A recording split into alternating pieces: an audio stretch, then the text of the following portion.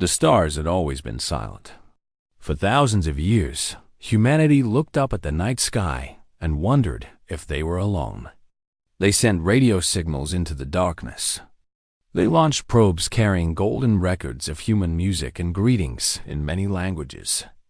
They waited and hoped for an answer. The answer came on a cold morning in December. 300 massive ships appeared in orbit around Earth. Each one was larger than a city. Their dark hulls blocked out the sun as they passed overhead. People on every continent stopped what they were doing and stared at the sky. Some fell to their knees. Some screamed. Some simply stood frozen, unable to understand what they were seeing. The ships belonged to the hegemony of aligned worlds. For 11,000 years, they had ruled over hundreds of star systems. They had conquered thousands of species. They had built an empire so vast that light itself took centuries to cross it. And now they had found Earth. Ambassador Velfrix stood on the bridge of his flagship and looked down at the blue planet below. He was tall and thin, with gray skin and 4 arms.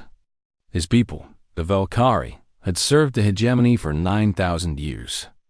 They were masters of diplomacy, which in the hegemony's language meant they were masters of making others surrender. Velthrix had performed this duty many times before. He had visited 47 worlds and delivered the same message to 47 species. Every single one had submitted. Some had cried. Some had begged. A few had tried to negotiate. But in the end, they all knelt. They always did. He activated the transmission system. His words would be broadcast to every radio, every television, every phone on the planet below. The hegemony's translation technology would convert his speech into every human language simultaneously. Inhabitants of the 3rd planet, he began. I am Ambassador Velfrix of the hegemony of aligned worlds. Your world has been surveyed and catalogued. You have been judged capable of service to the hegemony. He paused, letting the words sink in. You will surrender unconditionally. You will dismantle all military forces. You will accept integration as a tributary species. Your resources, your labor, and your loyalty will belong to the hegemony. In exchange, you will receive protection and guidance. On Earth, billions of people listened. Governments scrambled to respond. Military bases went to high alert. Scientists tried desperately to analyze the alien ships. Religious leaders called for prayer. Some people rioted. Others hid in their homes. The world had changed in an instant, and no one knew what to do. You have 30 of your planetary rotations to comply, Velfrix continued. If you do not surrender, you will be destroyed. This is not a negotiation. This is not a request. This is your only warning. The transmission ended. Silence fell across the world. In the days that followed, humanity argued. Some leaders said they should surrender.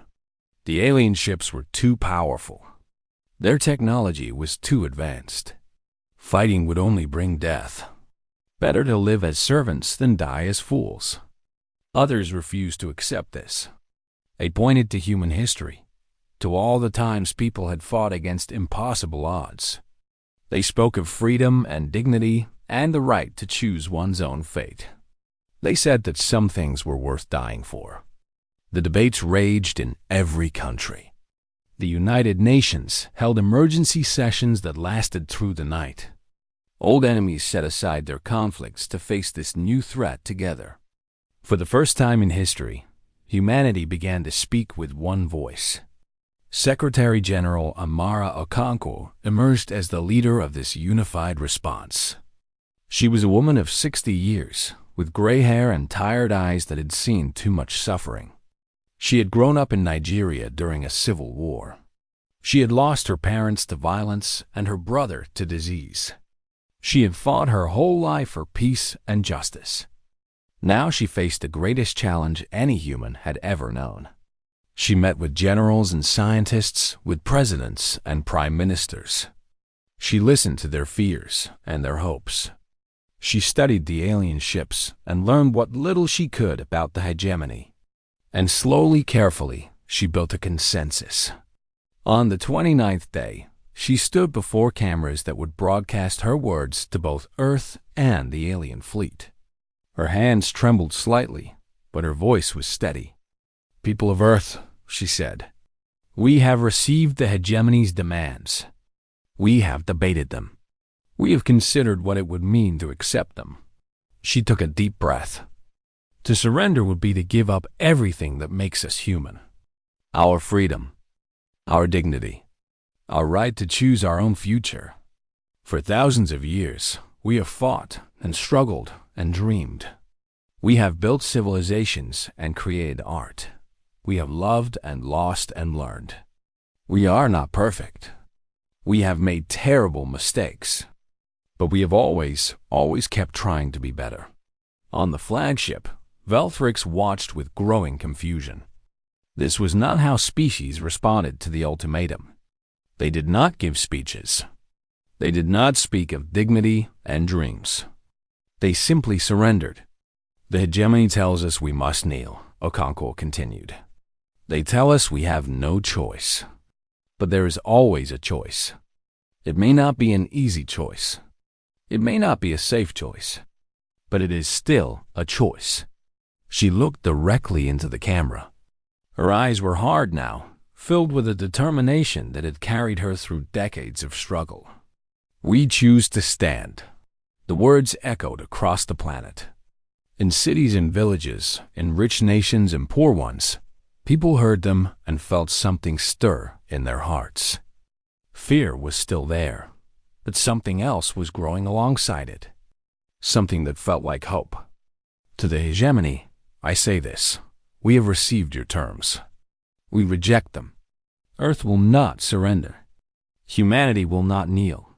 If you want our world, you will have to take it. And we will make you pay for every inch of ground. She paused one final time. "We are not afraid of you. We are not afraid to die. We are only afraid of living without freedom. So do your worst. We will do ours." The transmission ended. On the flagship, Velthrix stood in stunned silence. In 11,000 years, across thousands of species, no one had ever said no. No one had ever refused. No one had ever looked at the might of the hegemony and chosen death over submission. He felt something strange moving through his body. It took him a long moment to recognize the sensation. He had not felt it in centuries of service. It was fear. The humans had done the impossible. They had made an ambassador of the hegemony afraid. And somewhere deep in his mind, a small voice whispered a question he could not silence. What if they were right to resist? The hegemony's response came 12 hours after humanity's refusal. Admiral Kethrix, commander of the Sol Occupation Fleet, ordered the Standard Extinction Protocol. It was a simple procedure. Kinetic bombardment would destroy the major cities. Biological weapons would eliminate any survivors. The whole process would take less than a single planetary rotation. Kethrix had performed this duty twice before, on worlds whose names he could no longer remember. It was boring work, really. There was no glory in crushing insects. He gave the order and returned to his quarters to rest. What happened next would haunt him for the rest of his life. The first wave of kinetic projectiles, massive metal rods designed to strike with the force of nuclear weapons, descended toward Earth cities. New York, Beijing, London, Tokyo, Mumbai, Cairo. Millions of lives hung in the balance. But the humans had not spent their 30 days praying or panicking. They had been working. Every satellite that could be repurposed had been turned into a weapon or a shield. Every nuclear missile had been loaded and aimed at the sky. Every scientist and engineer on the planet had worked without sleep, driven by desperation and determination. When the kinetic rods entered the atmosphere, they were met by a wall of fire. Nuclear explosions bloomed in the upper atmosphere. Satellites crashed into the projectiles, knocking them off course. Laser systems built in secret over the past month burned through metal that had never been tested. Against such crude but powerful weapons, the bombardment killed 12 million people. Cities burned. Countries lost their capitals. The death toll was beyond anything humanity had ever experienced in a single day, but it should have killed 3 billion. Admiral Chen Wei-lin watched the destruction from a bunker deep beneath the Himalayan mountains. She was 52 years old, a veteran of 3 wars, and the newly appointed commander of Earth's unified defense forces. Tears streamed down her face as she watched the casualty reports come in. Each number represented a mother, a father, a child.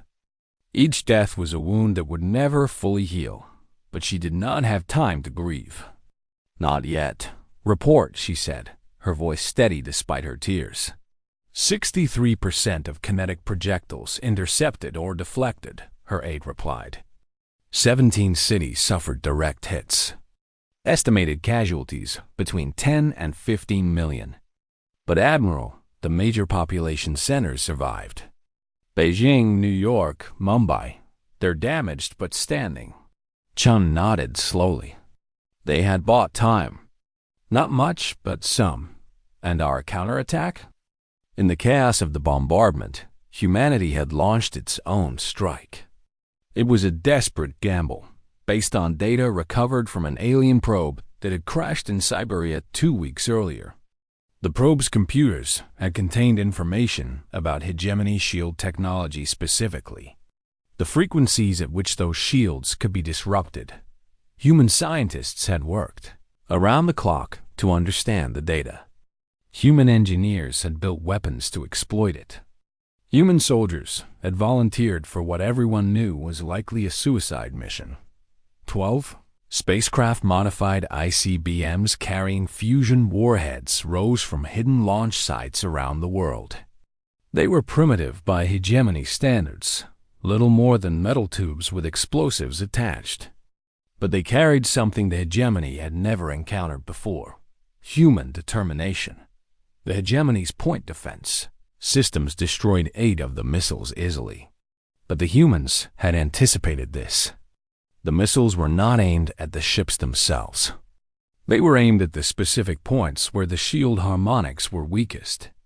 Points that the alien probe's data had revealed. 4 missiles got through. 4 fusion explosions erupted against hegemony hulls. 17 ships died. On the flagship, Admiral Kethrix stared at the damage reports in disbelief. This was impossible. No pre-space flight species had ever destroyed a single hegemony vessel. The humans had destroyed 17 in their first counterattack. How? He demanded. How did they know about the shield frequencies? No one had an answer. On Earth, the news of the successful strike spread quickly. In bunkers and shelters, in ruined cities and untouched villages, people heard that humanity had struck back. They had hurt the invaders. They had proved that the hegemony could bleed. It was not victory. It was not even close to victory. But it was something.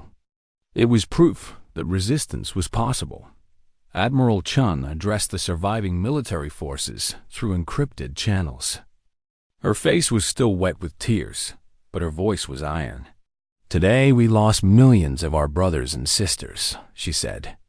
"We will mourn them. We will remember them. But we will not surrender. We will not give up. They came to our home and tried to kill us. They failed. And now they know that we can hurt them back." She leaned forward, her eyes burning with fury and grief. "This is just the beginning. They have more ships, more weapons, more soldiers than we can count.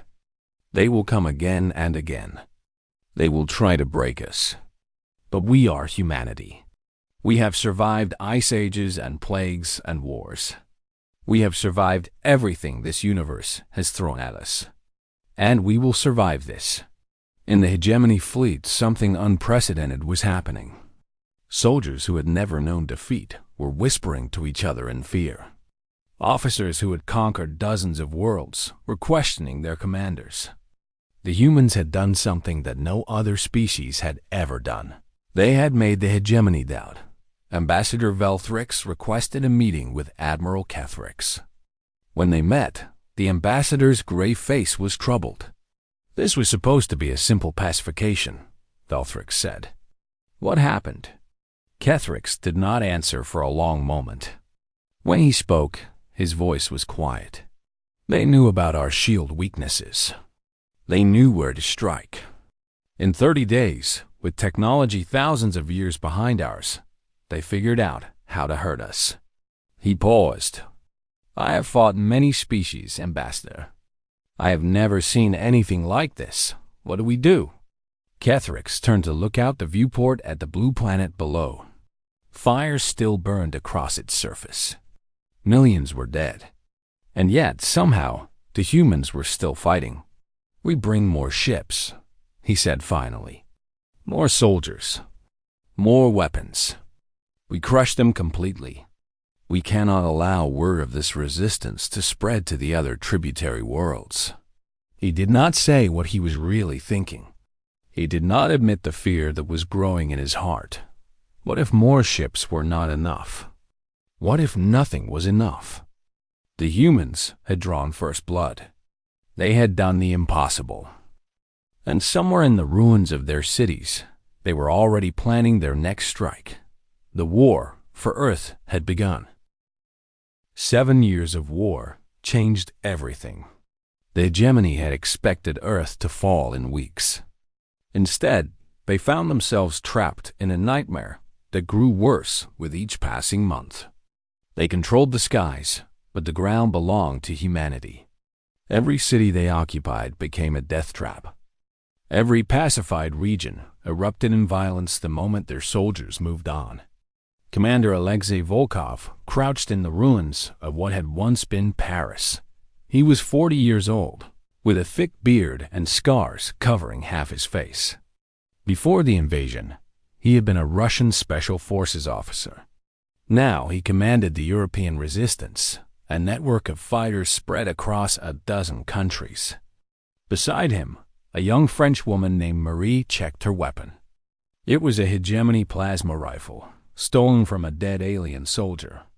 The humans had learned to use enemy weapons almost as well as their own. The patrol will pass through here in 3 minutes, Marie whispered. 12 soldiers. 2 vehicles. Volkov nodded. Remember the plan. Hit them hard, then disappear. No heroics. They had learned this lesson the hard way. In the early days of the occupation, human fighters had tried to hold territory. They had built fortifications and defended positions. They had been slaughtered. The hegemony's weapons were too powerful, their soldiers too numerous. So humanity changed tactics. They became ghosts. They struck from shadows and vanished before the enemy could respond. They planted bombs and hacked systems. They turned every street corner into a potential ambush. The hegemony called it terrorism. Humanity called it survival. The patrol appeared right on schedule. Volkov counted the soldiers 12, just as Marie had said. The 2 vehicles hummed quietly as they moved through the ruined street. He pressed the detonator. The explosion tore through the lead vehicle. In the chaos that followed, Volkov and his team opened fire. The fight lasted less than 30 seconds. When it was over, all 12 hegemony soldiers were dead. Move, Volkov ordered. They'll send reinforcements in minutes. His team melted into the ruins, taking the alien weapons and equipment with them. By the time hegemony reinforcements arrived, there was nothing left but bodies and burning metal. Scenes like this played out every day, across every continent. The hegemony had millions of soldiers on Earth, but they could never be everywhere at once. And the humans were always watching, always waiting, always ready to strike. Far beneath the Pacific Ocean, in a laboratory hidden under the Mariana Trench, Dr. Yuki Tanaka was fighting a different kind of war. She was a physicist, one of the best on Earth, and she led the team trying to unlock the secrets of hegemony technology. For 7 years, she had barely slept. Her hair had turned gray. Her hands shook from too much coffee and too little rest. But she had made progress. "The shield harmonics are the key," she explained to the gathered scientists. "The hegemony shields work by creating a field of energy that absorbs incoming attacks. But that field has to be tuned to specific frequencies. If we can match those frequencies, we can pass through the shields like they're not even there." It had taken years to gather enough samples of hegemony technology. Every piece had been bought with blood stolen from battlefields, recovered from crashed ships, taken from captured soldiers who had been questioned before they died. Now, finally, they had enough data. "We can build weapons that will punch through their defenses," Tanaka said.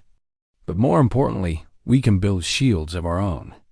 We can protect our ships." The implications hung in the air. Ships. Humanity was building ships. In secret facilities beneath the moon and hidden in the asteroid belt, humanity's greatest construction project was taking shape. Thousands of workers lived in those hidden bases, cut off from Earth for years at a time. They built in secret, worked in silence, and dreamed of the day when humanity would take the fight to the stars. Captain Fatima al-Rashid flew the supply runs to these hidden bases. She was one of the few pilots skilled enough to evade hegemony patrols and make the dangerous journey through occupied space. She had been shot down 11 times. She had ejected at the last second 9 times. Twice, she had managed to crash land and walk away. The hegemony had put a bounty on her head. Human soldiers painted her name on walls and whispered stories about her impossible escapes. She had become a legend. "One more year," she told her crew as they unloaded supplies at the lunar shipyard. "That's what Admiral Chun says. 1 more year, and the fleet will be ready. 1 more year of fighting. 1 more year of dying. 1 more year of holding on against impossible odds." The hegemony knew something was wrong. Their occupation of Earth was costing more resources than the conquest of entire sectors. Ships and soldiers that should have been patrolling the Empire were trapped in an endless war against an enemy that refused to die. Ambassador Velfrix had been recalled to the capital to explain the situation. He stood before the Hegemony Council, 12 ancient beings who had ruled for thousands of years, and tried to make them understand. "The humans are different," he said. "They do not think like other species. They do not calculate odds and accept defeat. They fight even when victory is impossible. They die rather than surrender. And somehow, against all logic, they keep finding ways to hurt us." The council did not believe him. They had conquered thousands of species. They had never failed. The idea that a primitive race from an insignificant planet could threaten them was absurd. They sent more ships, more soldiers, more weapons, and humanity kept fighting. In bunkers beneath ruined cities, in hidden bases across the solar system, in the hearts of billions of people who had lost everything but their will to resist, a fire burned that the hegemony could not extinguish. 7 years of war. 7 years of death. 7 years of defiance. And somewhere in the darkness of space, humanity's secret fleet was almost ready. The long night was nearly over. Dawn was coming. And when it arrived, the galaxy would never be the same. 7 years to the day after the ultimatum, humanity unveiled its answer. Admiral Chun Wei-Lin stood on the bridge of the TSS Defiance, the first true warship ever built by human hands. She was 59 now. Her hair had gone completely white. Scars crossed her face and arms, souvenirs of a war that had taken everything from her home, her family, her peaceful retirement. But it had not taken her spirit. Through the viewport, she could see the rest of the fleet. 47 ships in total, each one a miracle of human engineering and stolen alien technology. They had names that spoke of what humanity had endured: resistance, vengeance, hope, fury. Remember Earth. These ships were not like anything the hegemony had ever faced. Human engineers had studied every piece of alien technology they could capture. Human scientists had worked out how to improve it.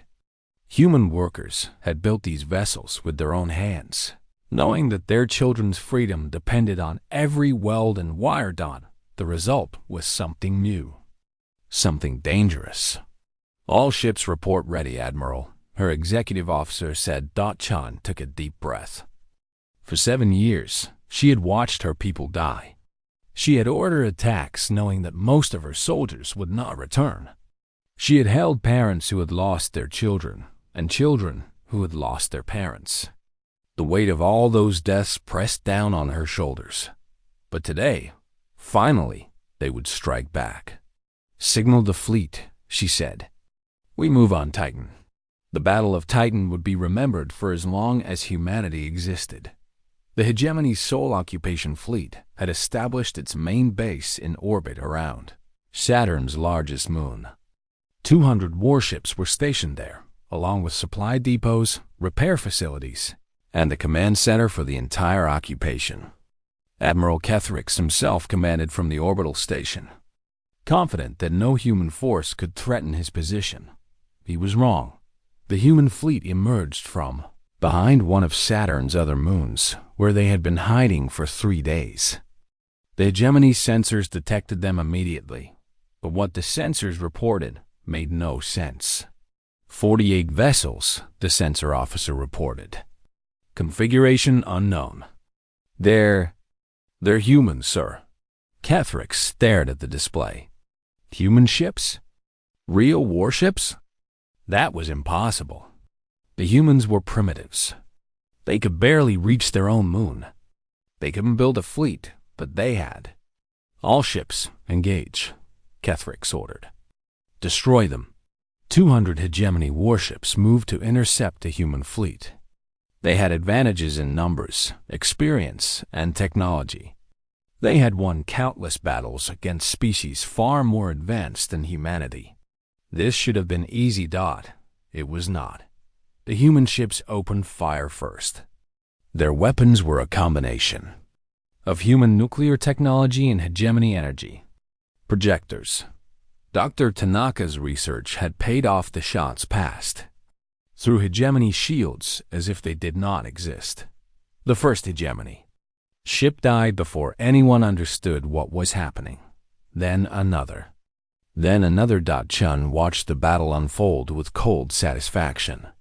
Every ship they destroyed represented years of suffering, millions of deaths, countless atrocities committed against her people. She felt no joy in the killing, only justice. "Focus fire on the command ship," she ordered. "Take out their leadership." The Defiance and her sister ships cut through the hegemony formation like wolves through sheep. They were faster than the enemy expected, more maneuverable, more aggressive. Human pilots flew with a reckless courage that bordered on madness. They took risks that no hegemony commander would ever approve, and they won. Captain Al-Rashid led the fighter squadrons, small craft that darted between the larger ships and struck at weak points. She had waited 7 years for this moment. Every friend she had lost, every close call she had survived, every night she had spent wondering if tomorrow would be her last, it all came down to this. "For Earth," she said into her calm. "For everyone we lost. Make them pay." The fighters swarmed over a hegemony cruiser, their weapons tearing into its engines. The great ship shuddered, then began to fall toward Titan's surface. Al-Rashid watched it go with grim satisfaction. One down, many more to go. Admiral Kethrix watched his fleet die and could not understand what was happening. His ships were being destroyed faster than he could give orders. His shields were useless. His weapons could barely touch the enemy. How? How had the humans done this? "Sir, we need to retreat," his second-in-command, said. "We cannot win this battle. Retreat." The word tasted like poison.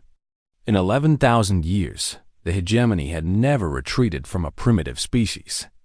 But the alternative was annihilation. "All ships withdraw to the outer system," Kethrix ordered.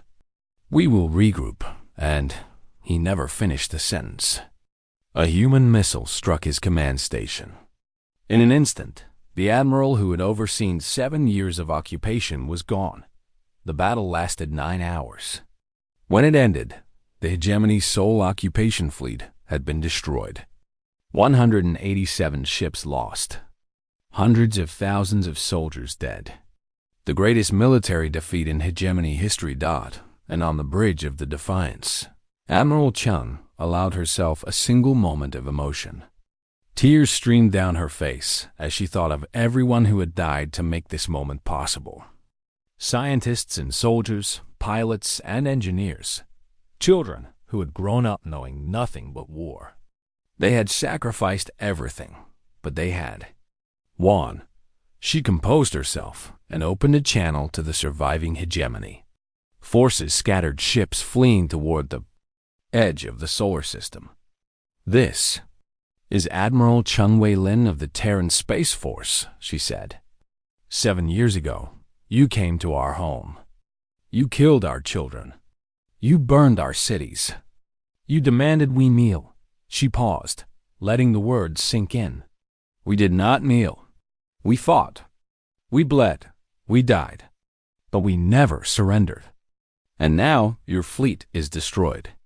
Your occupation is over. Earth is free." Her voice hardened. "But we are not finished. You came to our home, and now we will come to yours.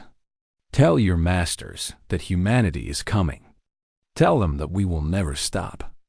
Tell them that they should have left us alone." The transmission ended. Across Earth, people looked up at the sky and knew that something had changed.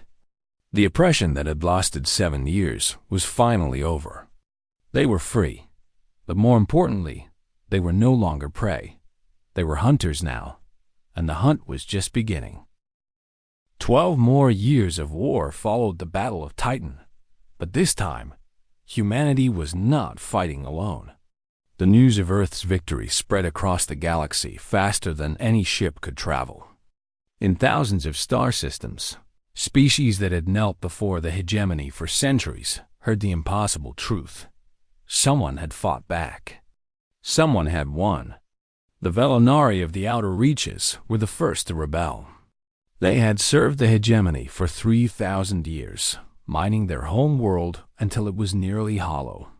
When they heard about the humans, they rose up and slaughtered their overseers in a single night. Then the Kreth. Then the Silent Ones of the Nebula. Then a dozen more species whose names humanity had never heard. The empire that had ruled for 11,000 years began to crack. And into those cracks, humanity poured fire. Admiral Chun led the Terran fleet from victory to victory. She was old now, past 70, but she refused to retire. Too many people had died for her to rest while the work remained unfinished. She would see this war to its end, whatever that end might be. The fleet had grown.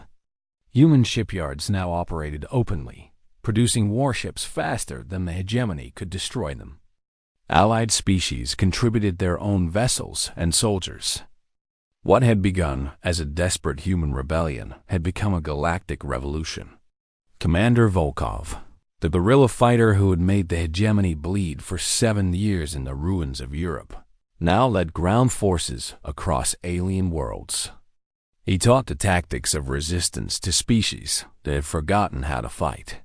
He showed them that even the mightiest empire could be brought down by people who refused to surrender.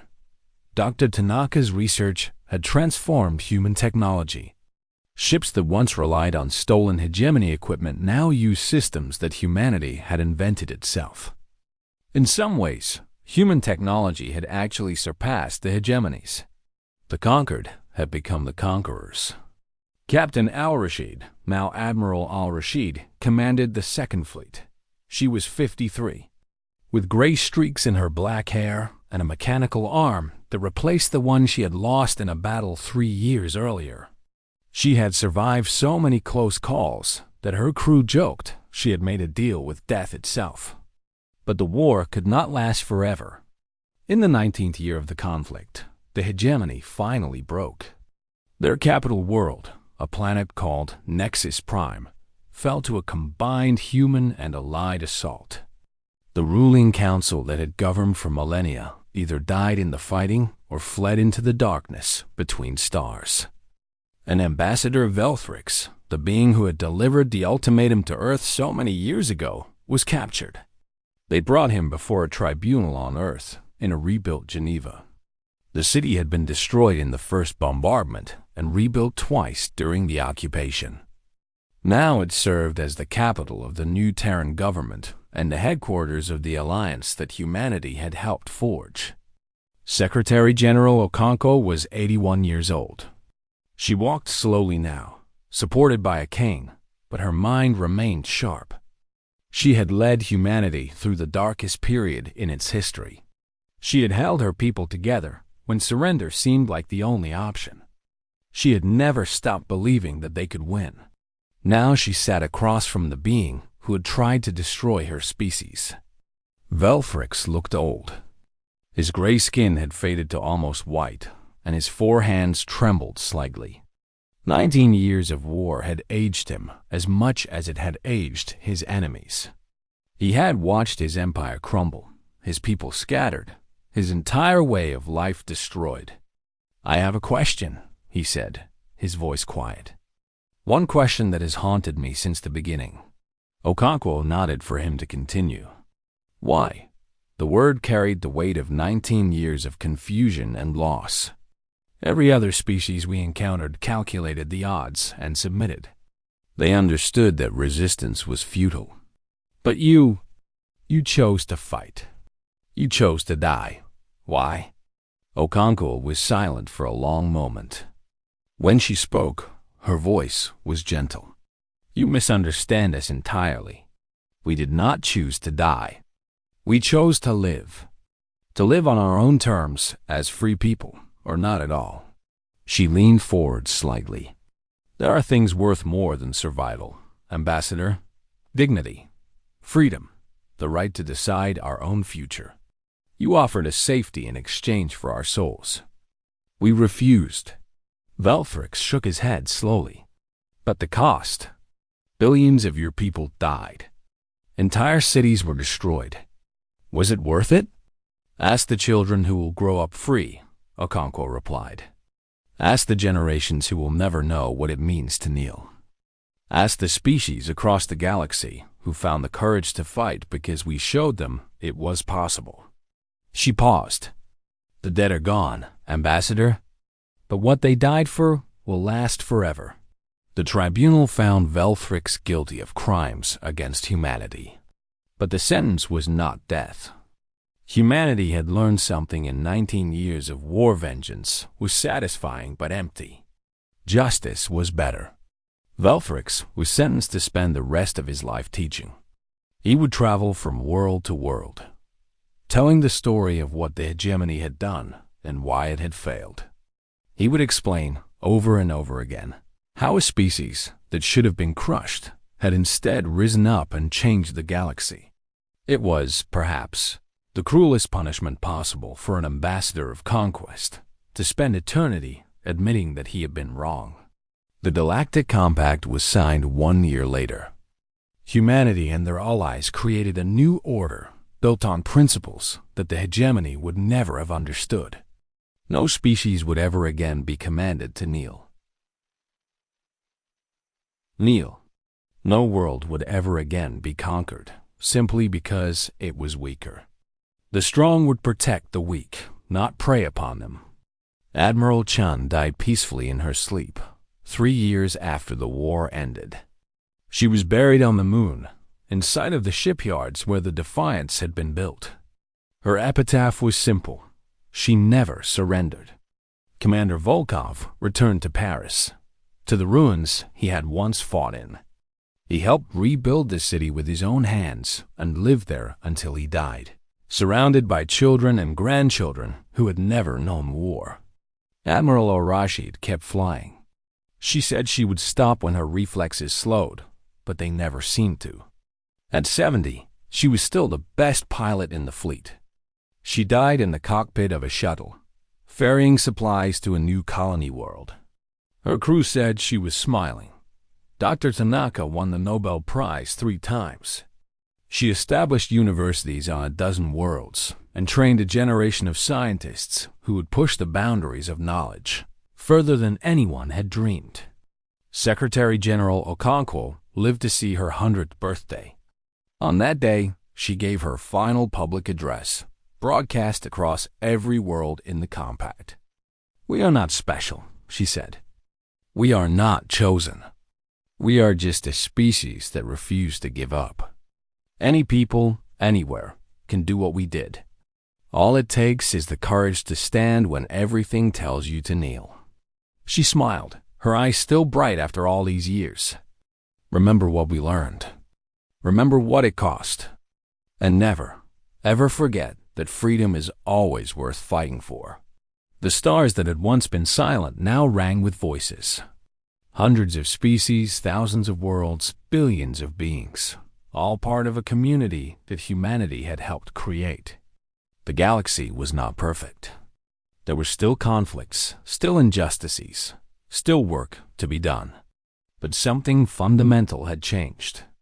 And it all began with a single word, spoken by a small blue planet to an empire that expected submission. No.